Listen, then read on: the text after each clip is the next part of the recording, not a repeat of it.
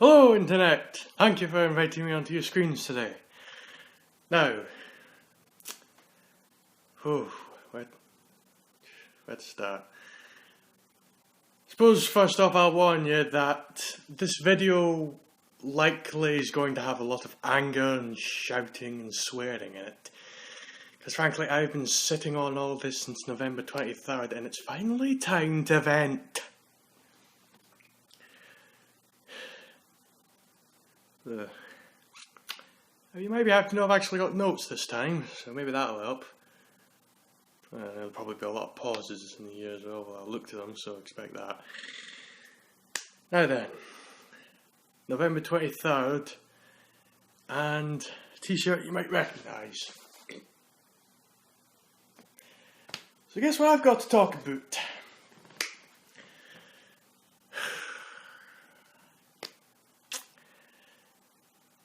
Well, I know you're thinking 50th anniversary Doctor Who, and that's part of it, but really I think what I'm going to do is I'm going to talk a bit, well that's certainly going to be a big focus, that and Time of the Doctor, not quite as much, but that's there, but I'm also going to be talking a bit about just Moffat-Era Doctor Who in general.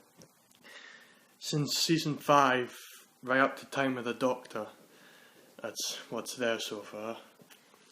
Ever since Stephen Moffat took over from Russell T Davies.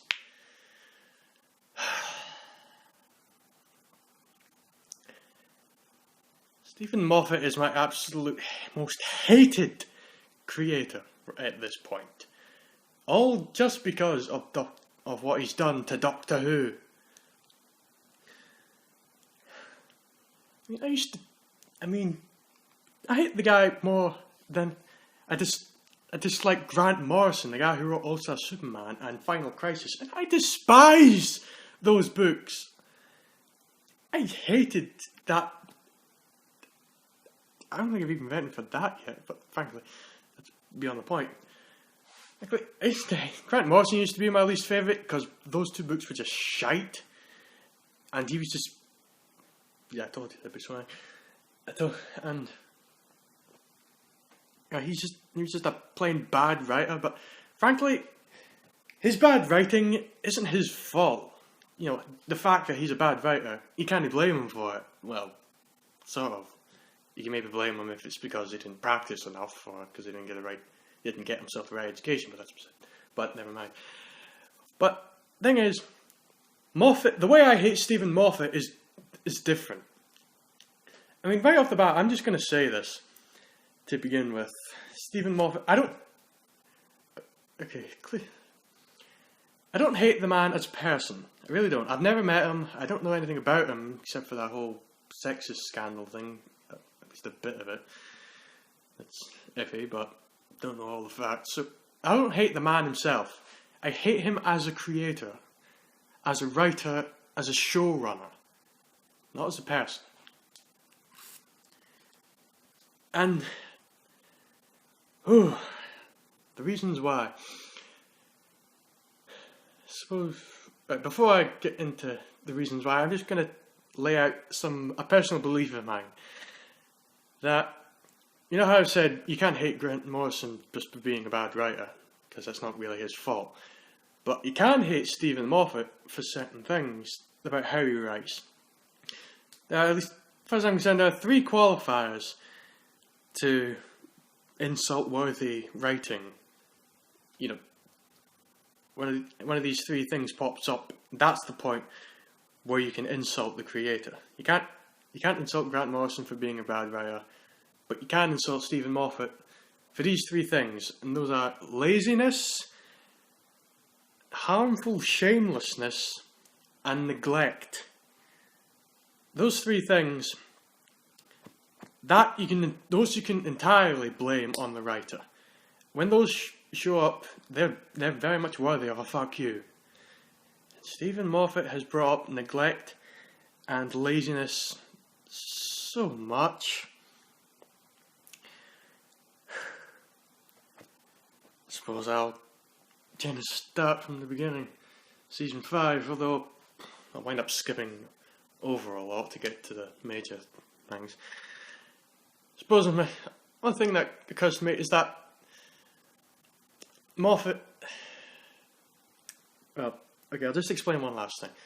Okay, so for the first 4 seasons, during Christopher Eccleston and David Tennant's time as the Doctor, as the 9th and 10th Doctor respectively, Russell T Davies and Julie Gardner were in charge. You know, Russell was head writer, and him and Julie Gardner were executive producer. And then after David Tennant left, well, at the end of season 4, those two left as well. I know Russell left. Not certain if Julie Gardner left. I think she did. But anyway, after that point, Stephen Moffat took over as head producer, head writer, overall showrunner. Well, I say overall, but showrunner. Because of his position, because of him having that position, a lot of the things that occur in Moffat-Era Doctor Who, not just the stuff he himself wrote, a good amount of blame for it all can be set at his feet, because in his position, as far as I know, and maybe I'm wrong, but I don't know any reason why I would be, not off the top of my head anyway, but being executive producer, he at least has the right to okay certain things. Like, someone can come up to him and give him an idea, and he can give them the green light on it. So he basically said it was okay to do that. Really at any point during the thing. I mean, I suppose. Again, I might not know quite enough, but from what I understand of being a producer, he at least had the power to say that things were okay to do, and at any point I imagine he could have stepped in. And yeah, so there's that, and then there's there's the stuff he himself wrote. Oh god.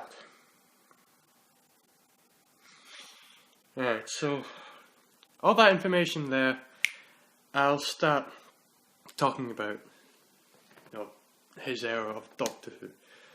Starting with season 5. Well, the very start. Really, that's where it all started going wrong. Now, I wouldn't say I'm opposed to change, really. I mean, for example, like, I'm not rejecting Peter Capaldi at this point just for replacing Matt Smith. Well, that's one example I can think of. So you've got season 5, David Tennant's left, and now you start at the very beginning. What was it called again? Let me just bring up the episode name. Season 5, episode 1, The 11th Hour. Well, ignoring the plot, really, the problems there that relate to this whole thing is that so much in there, too much in there, was just changed. I mean, again, I'm not opposed to change. I'm not saying change is a bad thing, but like Spoonie, what's his name? Noah Antwiller, the Spoonie one, or from Spoonie Experiment. He said that when you change too much, it stops becoming innovation and becomes betrayal. It just becomes unrecognizable as what you knew and love. And especially, it doesn't exactly help when what you change was better than what you replace it with. Here on the screen. And I'm not saying that Matt Smith was bad as the 11th Doctor, even at that point. Yeah, he wasn't bad as the Doctor.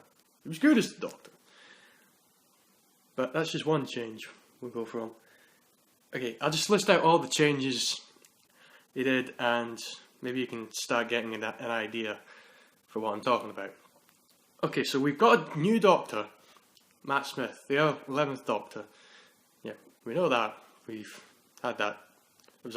We knew that for a year. There was a hiatus after the end of time. Okay, so you got the new Doctor, new companion. That kind of bitch. What's her name again? Amy. Maybe Pond. Bitch. Okay, so new Doctor, new companion, new style of directing. That was quite a thing. Now, I think about this case. So you got different direction styles. You know, the camera and the editing, maybe, kind of positions, cinematography. Now, in Russell and Davies' era, Doctor Who, the camera work and all that, and the directing was a lot more grounded, I suppose you could say. It was, you know, level and just, it's hard to put into words. I want to say realistic, but no. Well, maybe you'll get a better idea with this, because since then, the editing, the directing and all that, it's been a little more, I want to say Hollywood style, film style, you know, a lot more lavishly ludicrous, you might say, you know, with the zooms and the angles and the pans. I can't think of much of it off the top of my head, but the matter is, the directing style changed quite drastically. And, yeah, there's that. So, new Doctor, new companion, new directing, new TARDIS, and, yeah, TARDIS exterior was more clean, more straight? I don't know, like straight, clean angles. Well, clean, more, and a bit more blue. And then there was the interior, which was some weird. It kind of looked like it was thrown together. You know, it's got like a typewriter for coordinates and. I can't even think off the top of my head, but yeah, it was a lot more, like, again, lavishly ludicrous. Yeah, there's that. And there's a new sonic screwdriver. So was I. There's a new head writer, a new staff, really. I mean, if I'm remembering right, the only one that came. The only major player that came back from Davies' era was Murray Gold. Yeah, the head songwriter, music writer, whatever, orchestrator. I know he didn't do the actual thing. It was like Bill Foster or something. But anyway, he did music. Love his stuff. So yeah, I'm sorry, I'm off track. New staff. New Doctor, new TARDIS, new directing style, new companion, new sonic screwdriver, new staff. Yeah, a lot of news. It was just, when I first started, it was just jarring. I mean, I went with it, but it was jarring. It seems like the kind of thing that could throw someone off, quite frankly. Put someone off. And like I said before, it doesn't help that every single one of those changes, well, except maybe the staff, I can't really quote on that, because the overall quality in being good or bad show isn't really changed that much, but apart from the stuff Moffat interferes with. But yeah, so excluding the staff, new TARDIS, new Doctor, new sonic screwdriver, new companion, new directing. Okay, forget the directing. New companion, new Doctor, new TARDIS, new sonic screwdriver. Yeah, all that just jarring change isn't helped by the fact that none of those four things are better than what they used to be. I suppose that's just personal opinion on my part, but yeah, I prefer David Tennant. He's my Doctor. He really is. The blue and silver sonic screwdriver was just better. Wasn't quite so showy, like it was like the 10th Doctor says, and the Doctor was not compensating. Yeah, just pulling that out of my ass. But alright, the new TARDIS interior. Yeah, I like the whole coral hexagon-y thing. I preferred it like that. And the central panel was all alien, I suppose you could say.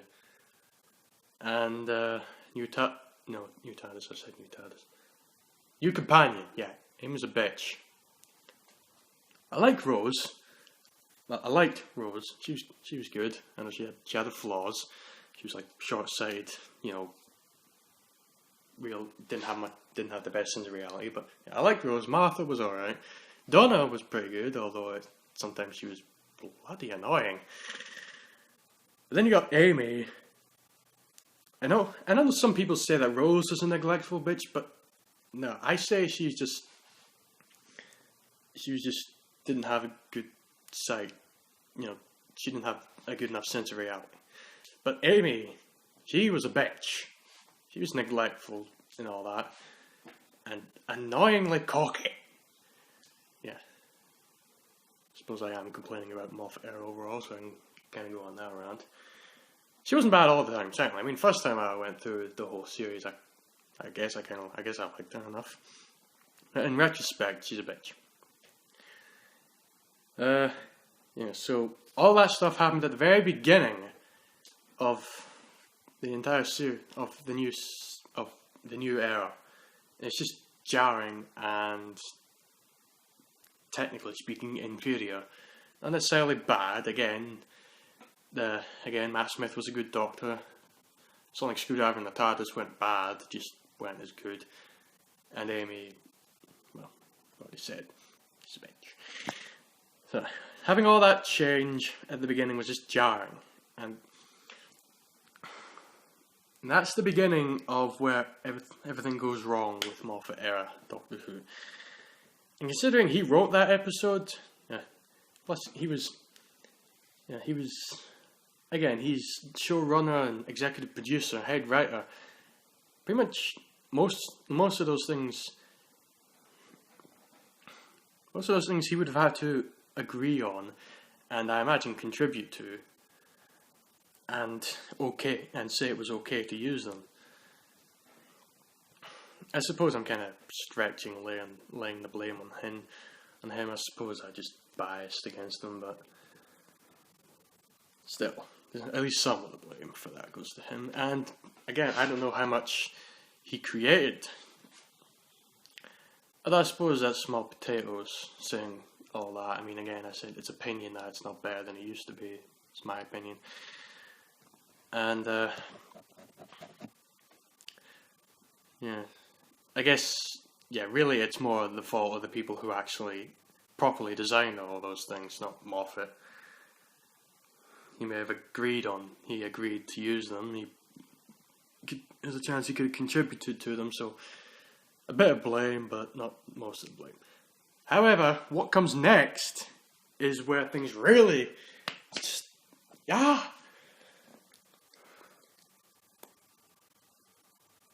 And again. The thing after next. I'm going to talk briefly about Victory of the Daleks. Bad episode. Bad continuity. Continuity, that's a big thing with this era. It is shat over. Completely and utterly shat over.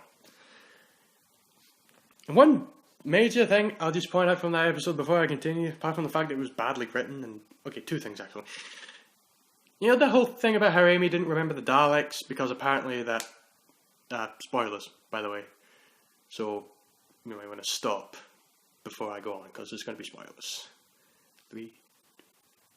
Yeah, there's a crack in the wall. It's apparently erasing things from time completely. So here's the question. How the fuck were those Daleks even there? That crack in time apparently deleted that entire event from history. So where the hell is Donna, for one thing? And for another thing, if that entire event was deleted, if those Daleks were deleted, if Davros was deleted, what?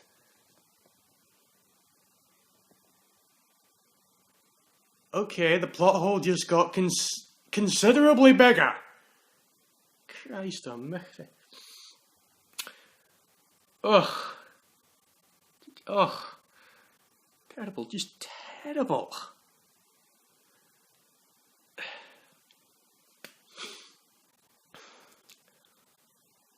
Then, okay, so aside from that gaping plot hole, that's the kind of thing that's the kind of neglect to continuity you're gonna find throughout, because that episode wasn't written by Moffat, so So kind of like quite lay the blame at his feet. But his error, and there'll be more continuity, trust me. And then there's the ending of that episode, the whole thing which will illustrate another major problem with this series, where that android, what's his name, Doctor, Scottish professor fellow, Gracewell, apparently he doesn't blow up because of the power of love.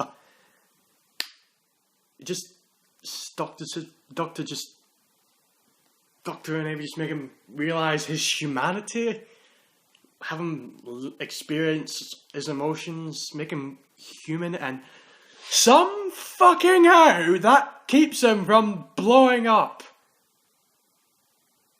What? Bloody what? Just terrible, inexcusably terrible. And even if there is an explanation behind that, it's never bloody given. And that right there is another major problem with this era. Not enough explanations. How are we supposed to buy all of this shit if it isn't explained? They just expect us to sit back and accept it. But do they think we're bloody idiots? They think we're not going to question these things. Explanation! You lazy...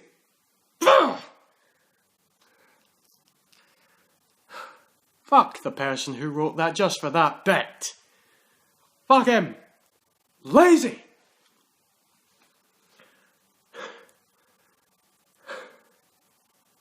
Right. First bloody episode we've come by third episode we've come by bad bloody writing and laziness. But I suppose we might say that's just one episode. We've just started. We've still got a ways to go. And then there was Time of the Angels. Time of the Angels and Flesh and Stone. Not bad episodes, actually. They're alright. I can keep watching them, I guess. However, this is where one of Moffat's biggest fucking problems comes into play. The man cannot be trusted with continuity. Nothing that has been previously established is sacred to him. Not even the stuff he himself created. He rewrites the rules of the Weeping Angels.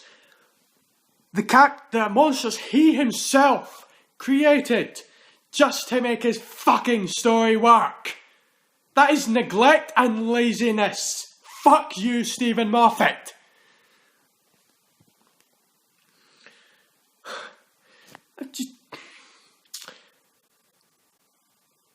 Point. To illustrate, I honestly can't remember what it is he rewrote off the top of my head right now, but I just know that in there's rules he rewrites just so he can make the fucking story work. There's that, and then there's that bit where he shows the Weeping Angels actually moving, yet they're still made of stone. That makes no sense. Because, think about what the 10th Doctor said. He said that in the sight of any other living creature, the Weeping Angels literally turn to stone.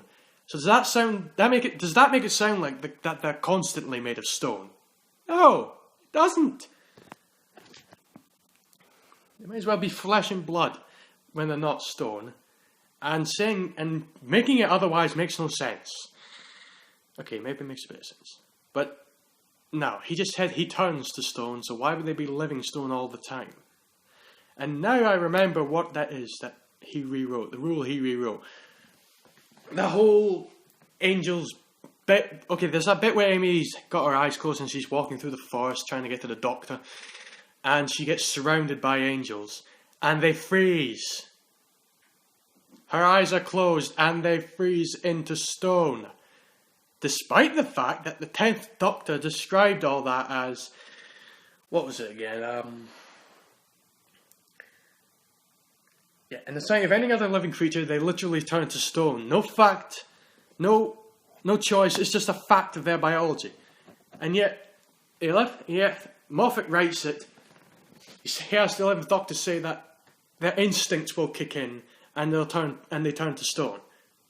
No, Moffat, no. That is not how you said it works. You said it was just a fact of their biology.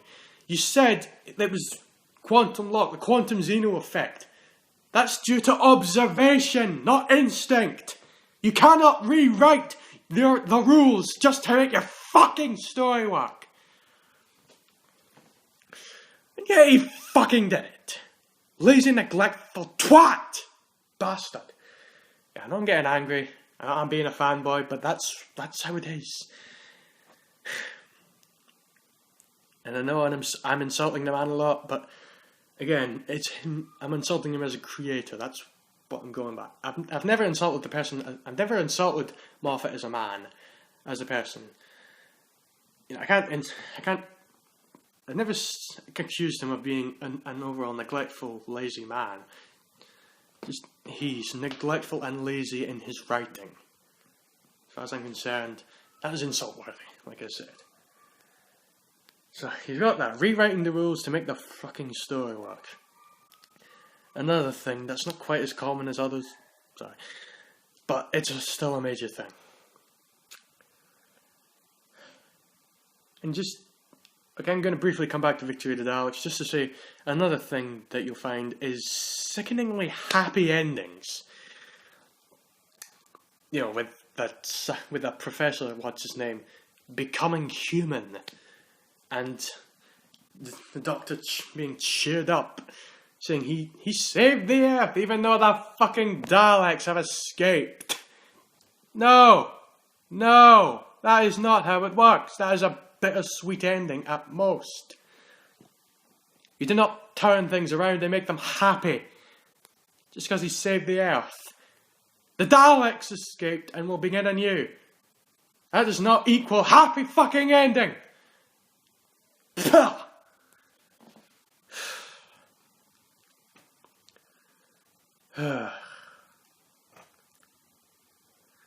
Alright.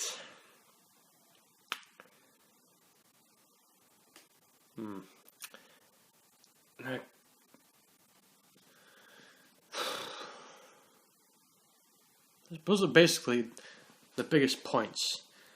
Neglect and laziness in order to make a story work. Inferior design, inferior changes. Yeah, well, in my opinion at least. And, well, not just neglect, bastardization for the sake of making the story work. So you're going to go ahead and skip past season 6 and go to Asylum of the Daleks. A terrible fucking episode in regards to continuity and just respect. That episode just... I'm not even going to say the episode. Moffat completely fucks over the Daleks in order to make the story work. The Daleks! The 50-year-old arch-nemesis, arch-enemy, whatever you want to call them, of the Doctor. 50 fucking years we've had them. 50 years they've been in our consciousness. We've just loved to hate them. And Moffat goes ahead and, again, rewrites the rules, bastardizes them in order to make his story work. Where do I begin?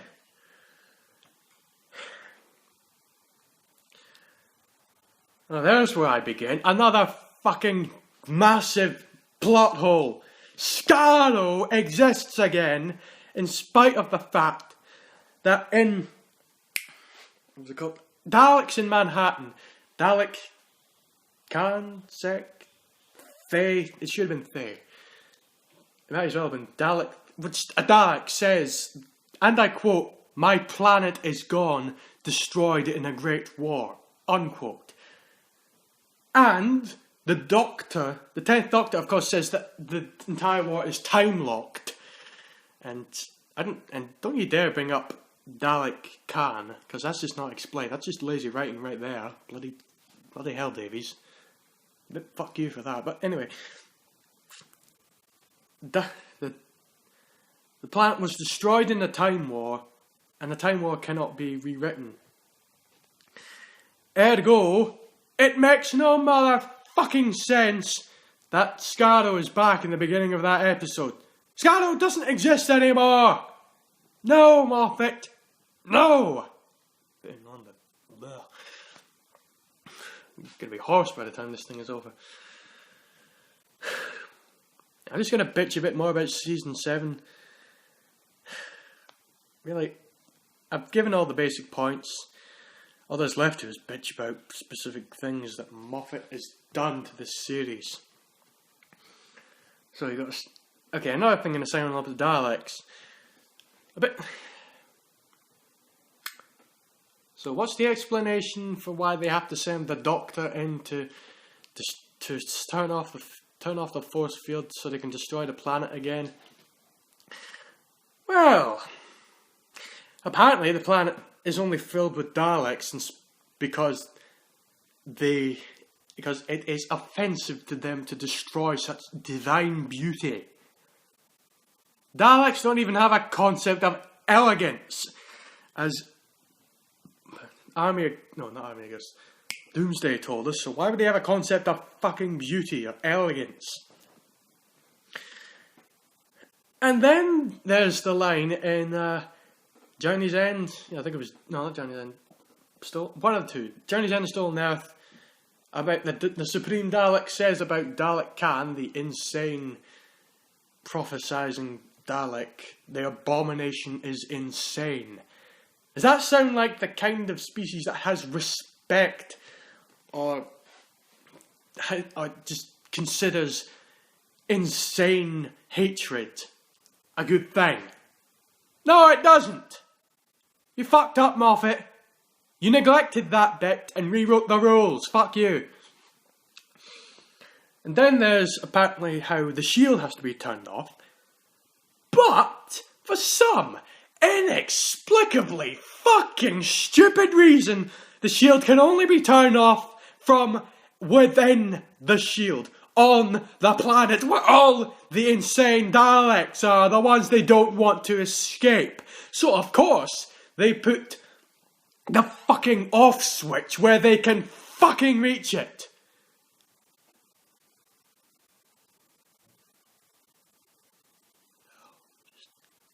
No. No.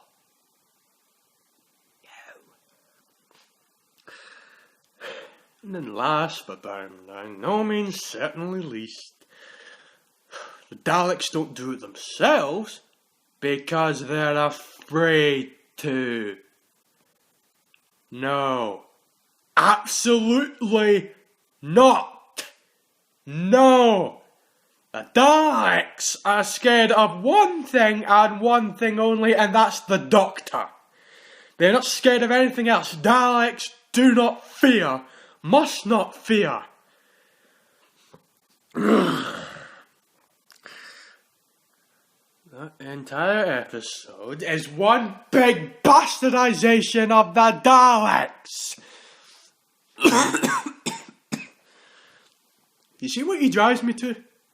You see what Moffat just fucking drives me to?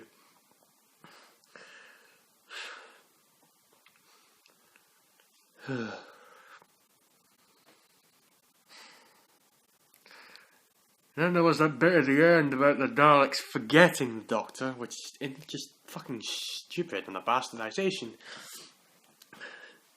And I had to top the being afraid thing, but that's another big fucking stupid bit of neglectful shite! The Daleks, the Doctor's oldest nemesis, forget him.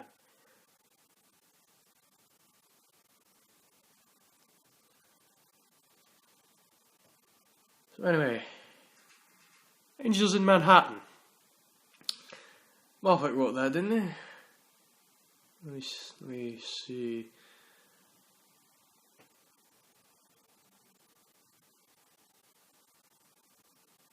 Yes, he did.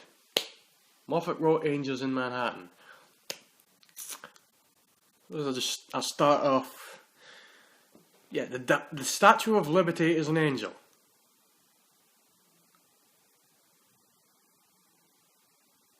Oh. No. That is not only stupid, even by maybe not quite by Doctor Who standards, but fucking stupid. And it makes no sense. How can the Statue of motherfucking Liberty, arguably the most famous statue in the world, be an angel? I mean, if the angels have really been running that whole battery farm, which I'll get to in a moment, for, 60 years or something, old time New York, how has no one ever noticed that the Statue of Liberty just happened to go missing every Saturday night? And how could it even go missing? New York, it's a city of millions, probably even back then, I'm guessing, so how the fuck could it get along and not be seen? For another matter, how is it not dripping wet from going through the river? Maybe it was, and I didn't notice, but I certainly didn't notice. Ugh. Yeah.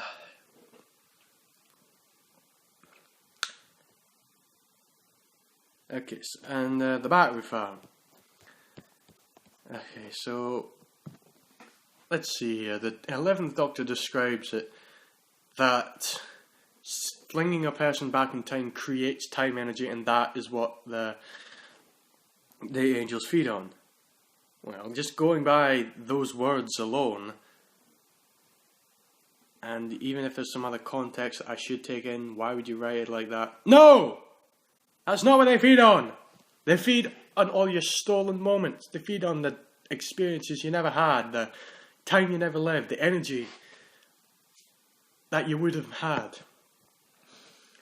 I mean, I know it's kind of vague, but it's never been described like that. I mean, when I first saw what I encountered was that it was the displacement itself that created energy. It wasn't energy that came from that person's future. It was just that one displacement caused a weird reaction in space-time or whatever.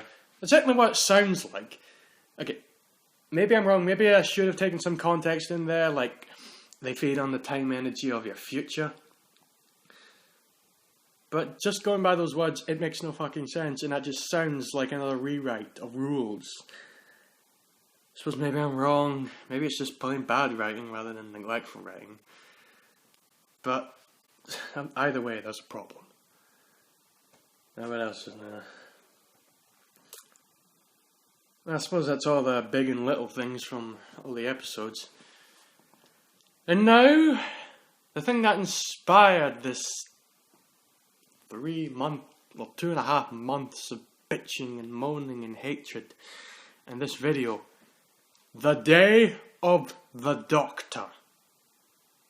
The 50th anniversary of the most popular the longest running sci-fi series in history. Television history or whatever. And it was fucking... Like I said, I posted that video before. I said it was disappointing. And after that video, I look in retrospect and things just go to shite. That episode, as far as I am concerned, is the worst fucking thing that has ever happened to modern Doctor Who.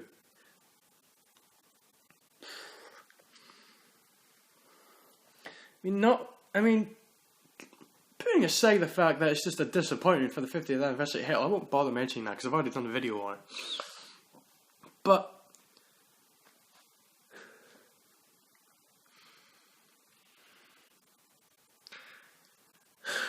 I've been meaning to say this for a while.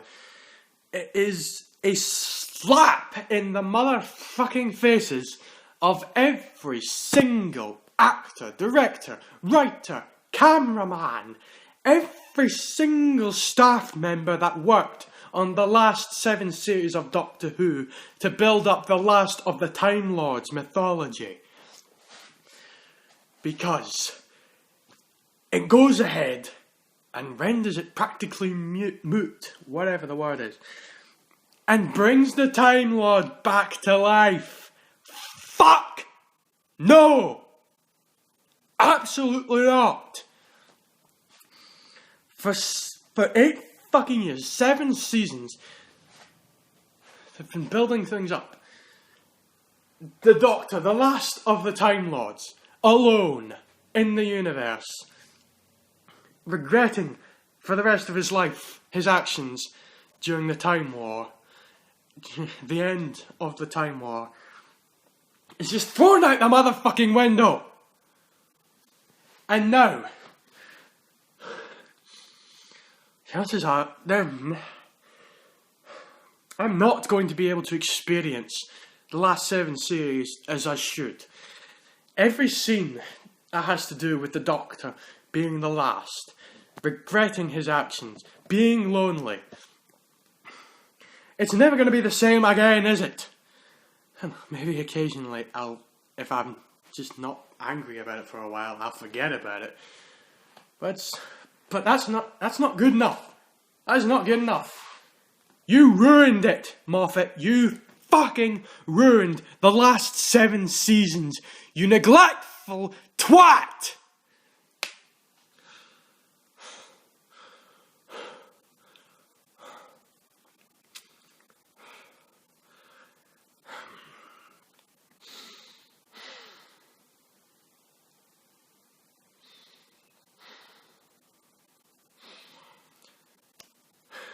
Someone please fire his ass. Just fire him, please. I suppose it's kind of hard to top that, but there are some other small things in there.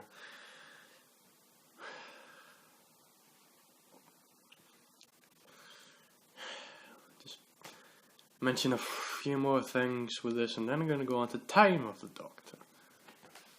Ugh. So, the 10th Doctor in that episode, in Day of the Doctor.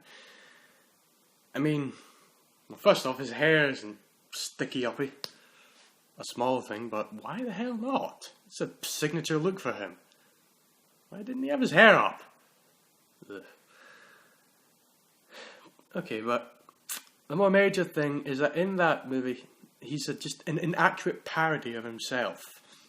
I mean, well, a good amount of the times, a good chunk of the times, and even that's too much.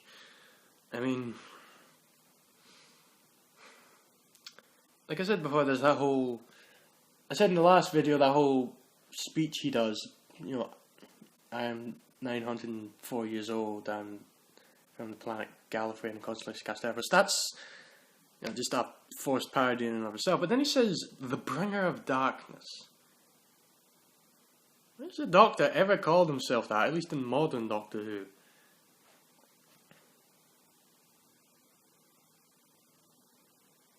Oh, another small thing. Okay, a bigger thing. At the very end, jokingly, he says, I don't want to go.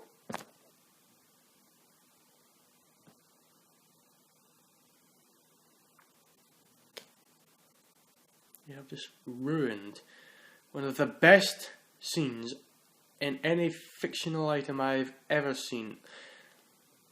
The most tear-jerking thing in all of Doctor Who.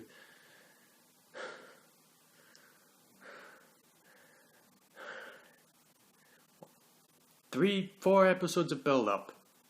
3 and a bit feature-length episodes of build-up. Beautiful music. Brilliant acting from David Tennant. And so much build-up in the episode itself. One long grieving goodbye. And then there's that line, I don't want to go. That is sad. That is sad. I know people complain about not being, well, I know at least there's some people who say it's probably not dignified. There's not really a point to it, but regardless, it's just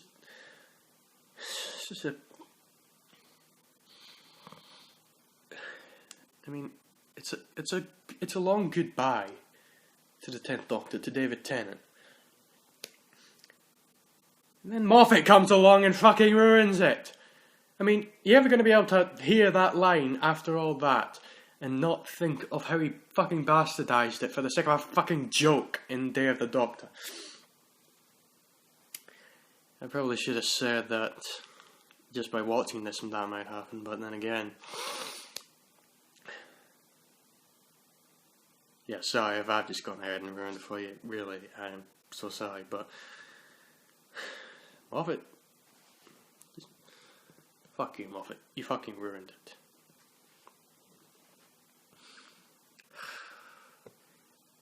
Another thing... Okay, moving from that, there's some weird contrasts in there. I mean, like having John Hurt in there with Matt Smith and David Tennant. I suppose it's another minor thing, just having him there, his old, craggly faced self, no offence, Mr. Hurt, just next to those two, the much younger looking fellas. Much younger fellas, it's just an off-putting contrast. Beyond that, there's the just contrast of acting. I mean, you've got John Hurt, who's... his acting is aged. We'll say aged. It's not bad, but probably not as good as it might have been. Or maybe used to be. And then you got Matt Smith, who's a decent actor himself, but sometimes he's just so bad. I mean, most specifically, I'm thinking of that scene where they're in the Tower of London, talking to each other, and Hurt and the War Doctor. Oh, that's another thing I'll get to. I'll leave it for now. Yeah, he asks the two if they ever counted how many children were on Gallifrey the day they destroyed it. And yeah, Doctor 10 gets angry because Doctor 11 forgets, which is another thing I'll get to. Yeah, he's really angry at...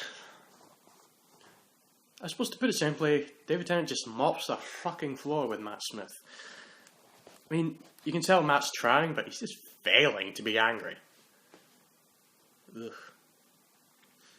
And now because of that, I can't even look at David Tennant's acting the same way anymore. I mean, just that stark contrast to decent, to alright acting, that kind of realistic acting, as opposed to his, eccentric acting, and maybe sometimes he is trying too hard, but other times it's more like he tries too hard because his Doctor is eccentric. Well, all the Doctors are eccentric, really, but, well, most of them anyway. But I just kind of look at his acting the same way again. No one's fault, I suppose, but just another reason for me to hate the fucking thing, Day of the Doctor.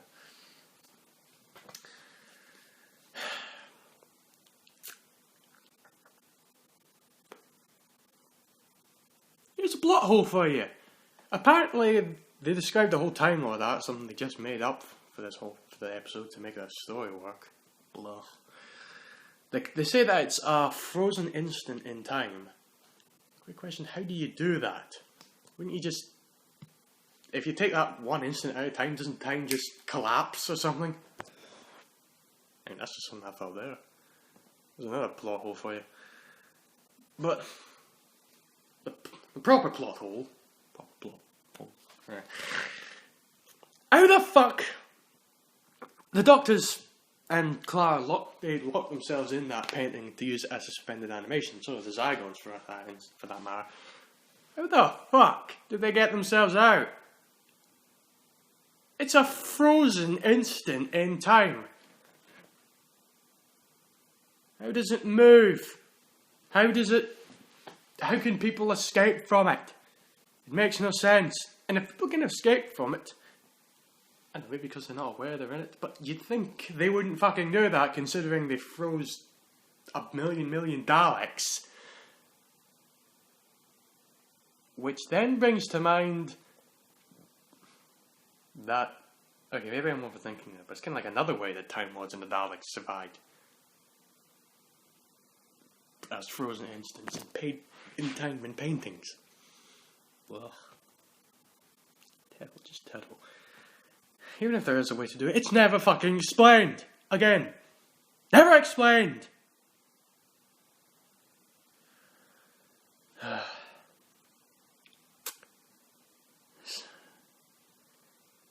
Right, gonna go through a few more smaller things, I guess. And then I'm gonna talk about the War Doctor. Alright, so there's that wifey with the glasses and the scarf. Just a painfully obvious reference. Ugh. Okay, the Zygons, slightly bigger. The Zygons, as far as I know, have appeared all of 4 motherfucking times in the entire television series of Doctor Who, and not once have we ever seen them in modern Doctor Who. It's not, as far as I know. Because all these shorts that are just sprinkled about in the 7th season. Because I still have my doubts. Why, of all creatures, would you bring the Zygons in?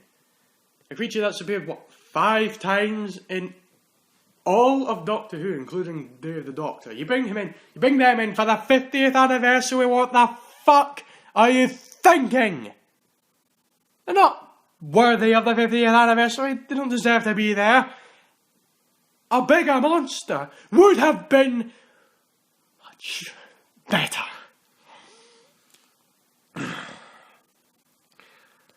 Ugh.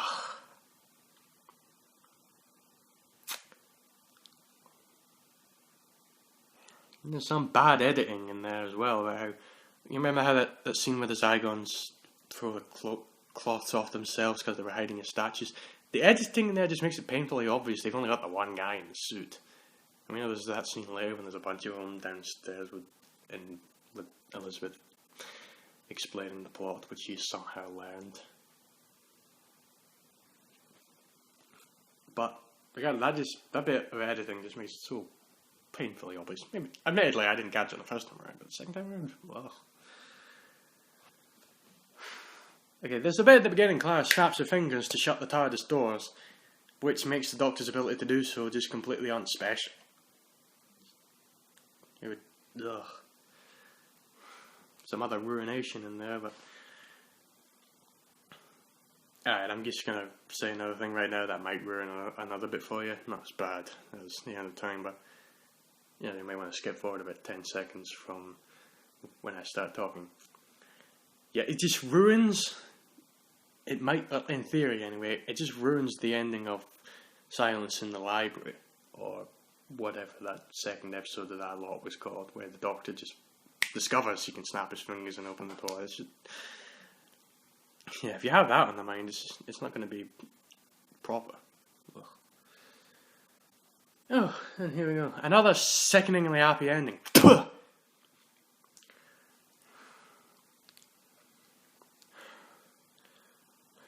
So, again, all that mythology, all that stuff about the Doctor being the last of the Time Lords, and Moffat decides we're gonna go ahead and make it all better again. The fuck!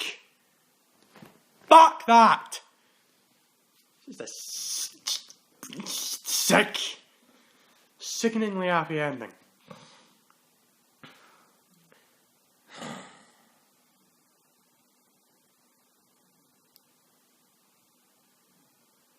Okay, I'm not quite sure I was proper saying calling him a fuck for that, but yeah, if you see this, sorry, Stephen, because I doubt he would, but I don't quite like it when I insult people without a good reason.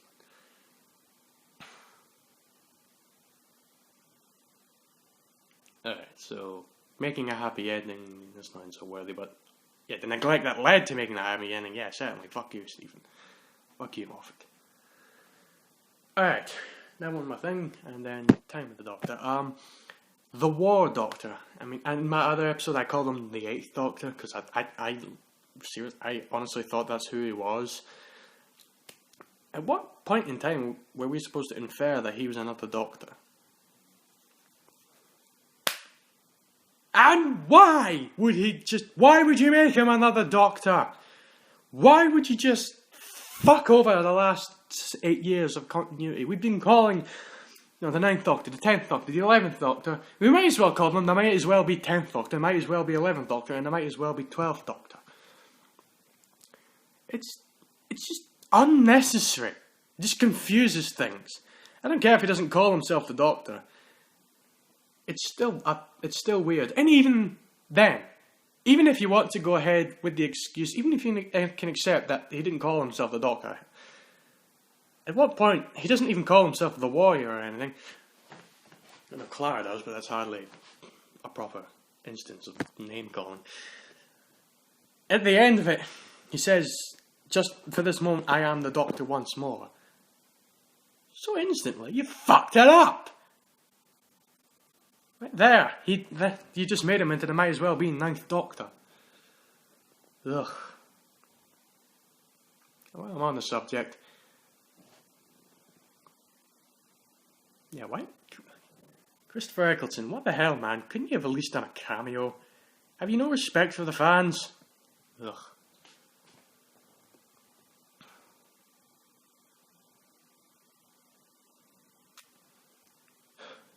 Right.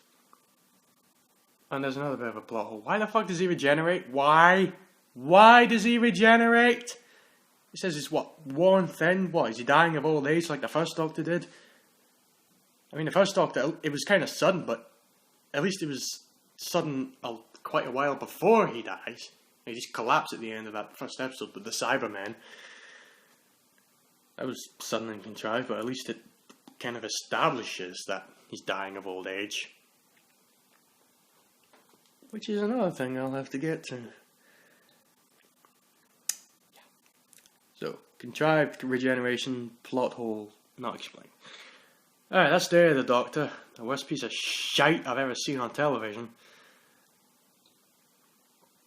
And then there's Time of the Doctor.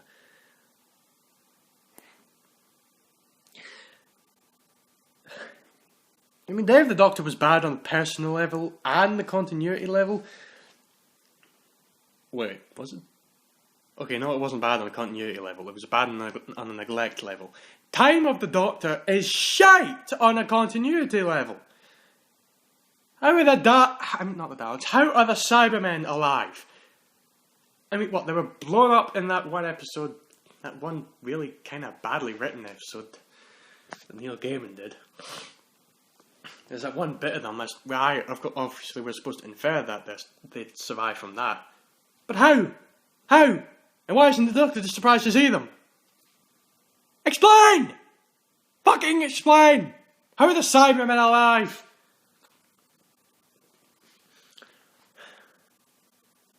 Okay, next up we've got the crack in the wall. How is it still there? How is it still there? The Doctor closed them all. Maybe there was something in there that I missed. But how is it still there? Okay, if there was something to explain it, please tell me in the comments, but it just doesn't make sense. You closed them all. Why the fuck is it there? Okay, thirdly. Apparently this is the fall of the 11th. You know, with the blue guy that we were never introduced to. It was just supposed to go along with in the 6th season. It says, on the field of Trenslow, at the fall of the 11th, when no creature can speak falsely or fail to answer, a question will be asked. Yeah. We already did that. Name of the Doctor. What? On the fields of Trenslow, it was a battlefield graveyard or something. The planet is Trenslow. The fall of the 11th, the Doctor basically dies. Kinda. When that, what's his name, that only appeared one fucking time yet, it's supposed to be the big bad. What the hell? Shows up and, just turns all of his victories into a defeat. How's that not the fall of the Doctor? I mean, I know he's come back. I know he comes back from it, but still, what the fuck? Fall of the 11th, when no creature can speak falsely or fail to answer, you've got the door that can only be opened by saying the Doctor's name, so he can't answer falsely, and he can't not answer, because if he doesn't, his friends will die. A question will be asked, Doctor, what is your name? It was all there! All of that was there. How was that not it? And yet, then you've got time of the Doctor coming up, and then it's all of that. And even then it's not, because it's not as if they can't, in that whole thing with the truth field, what the fuck? Okay, whatever, the truth field, but yeah, no creature can speak falsely, but they can fail to answer. Because he didn't answer, he never fucking answered. Wrong, you failed, you fucked up. You fucked up, Moffat. God, I hope he's stepping down. Okay, okay, the silence. Apparently that whole thing is how the silence were created. Okay, I can buy that. What I can't buy, however, is how do the silence work? Those big grey heads with the suits and the electricity. How does it work? How does it fucking work? How is it that when you see them and turn away, you can't remember them? How? Because they're genetically engineered to not be remembered? That's not an explanation, that is bullshit! God! I'm angry, yes. But it's not too much to ask for. It's really not. An explanation is not too much to ask for. Why should we be expected to just go along with it unfucking questioningly? Again, do they think we're that fucking stupid?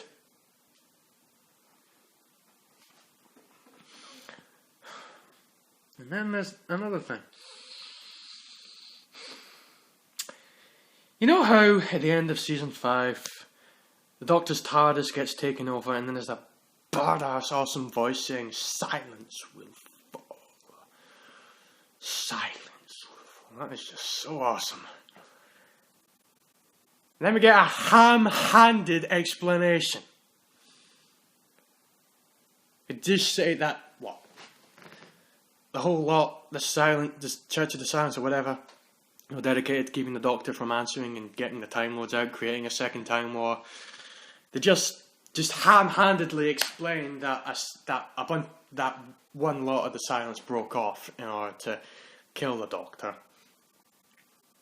And then they took over his time capsule and created the crack that now causes the problem, that created the Silence basically in the first place.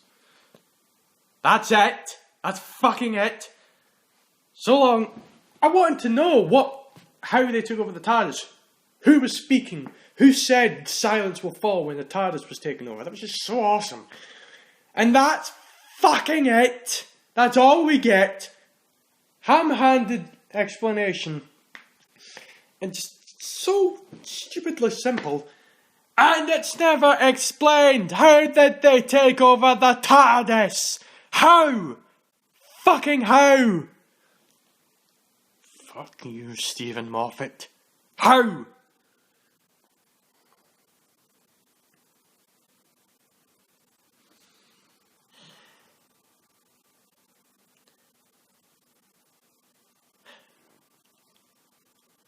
What else is there? Ah, yes. The fact that there's absolutely no fucking tension in that episode in regards to the Doctor dying, because we know he's going to regenerate, because we've seen Peter Capaldi coming out announcing that he's going to be the next Doctor. That's just bad publicity. Why do they even announce that there's going to be another Doctor? I mean, what's the point? What does it accomplish? I mean, even if fans don't like the idea, they didn't like Matt Smith coming in, yet he came in. They announced he was going to be there, and he did it. They announced David Tennant was going to be it, he came in. They announced Peter Capaldi was going to be it, he came in and did it. Why bother promoting the fact that there's going to be a new Doctor? Because that just fucking takes away any possible tension you had for that episode. It's just pathetic.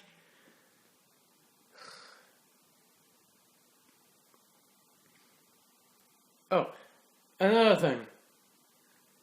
Again with the fear. Apparently there's something in that episode, the Time Lords through the crack, spoilers,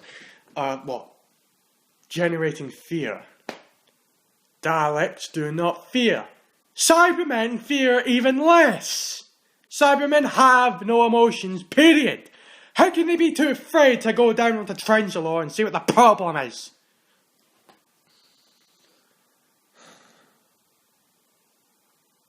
Fuck you, Moffat. Just fuck you.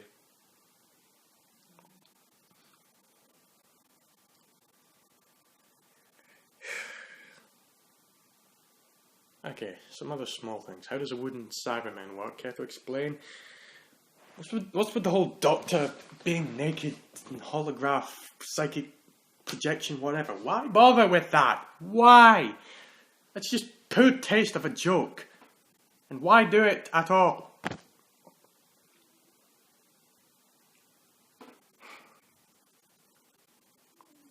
You know, I want to complain about Handel as a Cyberman head, but that's pretty much the only thing I felt emotion for in that episode. God. Oh! Oh!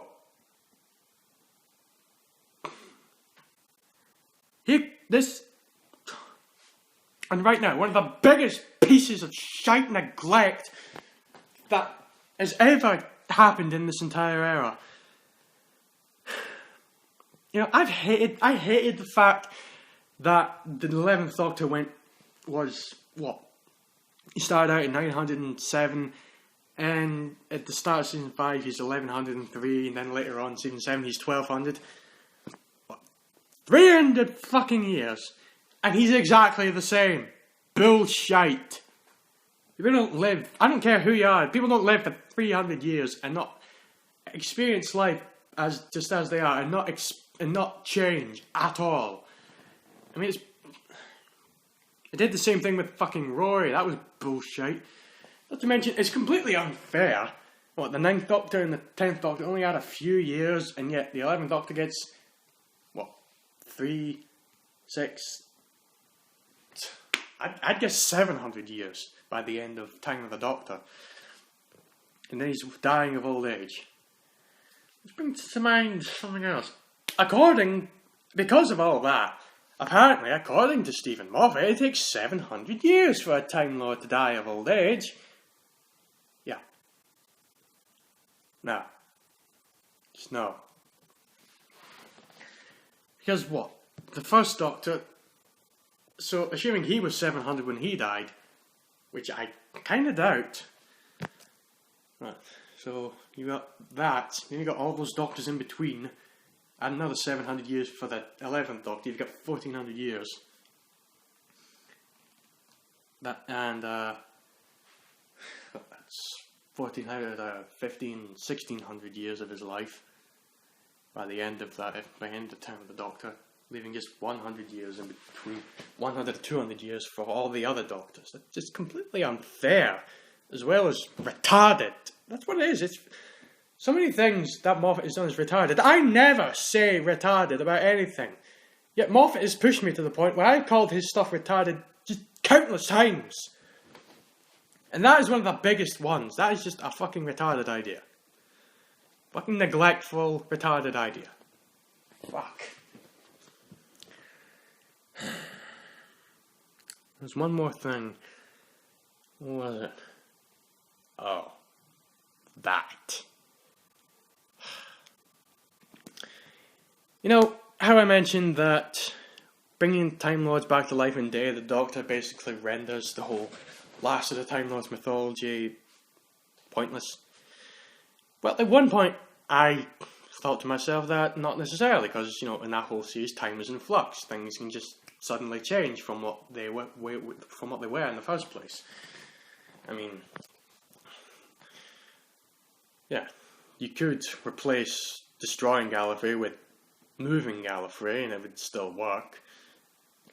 Although, it doesn't make any fucking sense that the Daleks, when they were supposedly wiped out, and the Doctor honestly thought that the Daleks were extinct because of their own crossfire, it makes no motherfucking sense. It's just stupid. Obviously, they're not going to hit every single one unless they're completely bombarding the planet with one massive sheet of plasma.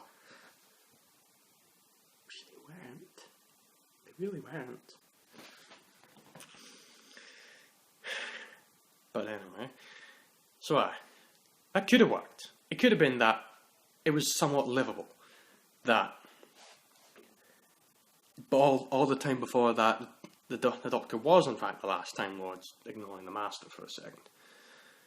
That he did destroy the Daleks and the Time Lords. He had reason to be sad and lonely in the last of the Time Lords. It was just after all that, time changed. But everything beforehand, all those seasons beforehand, was still basically kind of valid. But then Time with the Doctor came around and disproved that theory.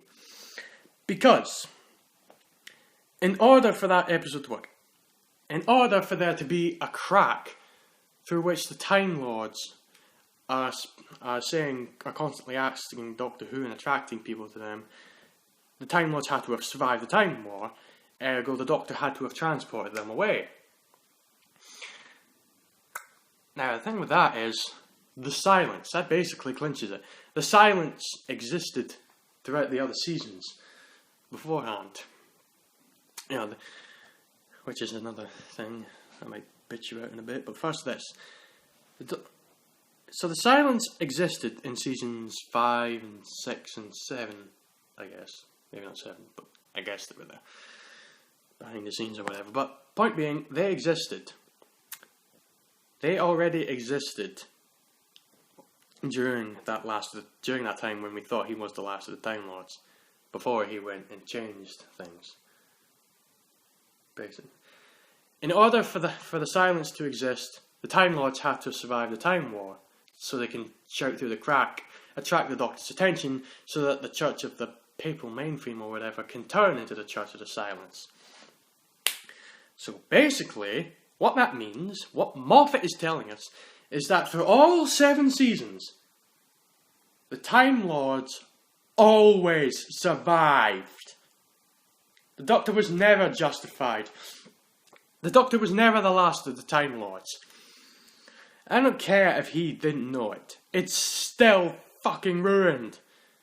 Stephen Moffat has ruined the last 7 seasons of Doctor Who. You're probably expecting me to insult him for that, but frankly, wait. Actually, yeah, fuck him for that. Because he was either too lazy or too neglectful, or both, to not analyse all of that. I mean, I figured it out, so why couldn't he? Fuck him. Fuck you, Stephen Moffat. You were either too neglectful or too lazy, to think that having the Time Lords talk to that crack meant that the Time Lords never died in the first place.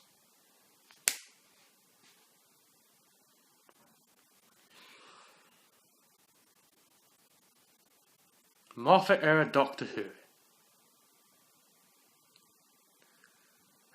The era is not the problem. The era has actually got probably as much ups and downs as Davies' era did. But Moffat himself, without Julie Gardner or Russell T Davies to hold him back, he's completely gone and fucked over Doctor Who.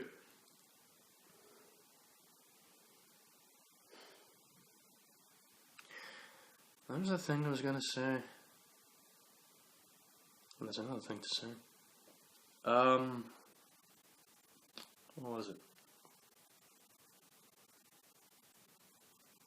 Maybe it'll come to me. Okay, a couple other things if I remember the other thing. But one thing here. Great, now I can't remember it. Memory like a sieve, me. Think.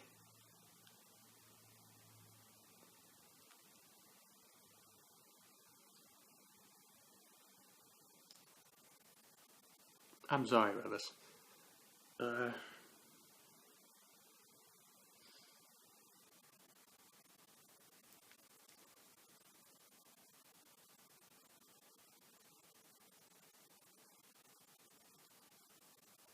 I honestly can't remember. I have a feeling there are a couple of big ones. Anyway, if I remember them, I suppose I'll put them in the comments. Well, the description, rather. But I suppose, long story short, Stephen Moffat is a neglectful, lazy twat of a writer who is completely, well, not completely, but has taken a fucking wrecking ball to Doctor Who. Don't you dare make any Miley Cyrus reference. He's just fucked over. He's fucked up so much just for the sake of making his stories work at that time.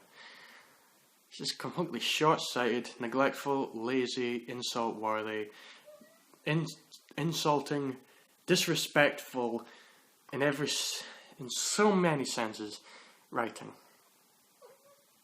Fuck him for it. And I hope to God he gets fired soon enough. Ugh. Well, if you've made it this far, thank you for having me. Thank you for tolerating me. Ugh. And, bye-bye.